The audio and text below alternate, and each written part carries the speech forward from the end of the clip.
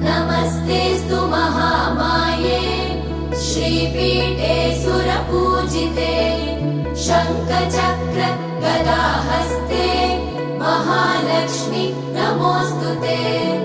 नमस्ते गरुडारूढे कोलासुरभयङ्करी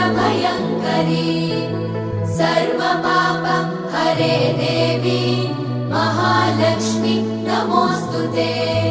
महादेव्यै च विद्महे विष्णुपत्नी च धीमहि तन्नो लक्ष्मी प्रचोदयात्।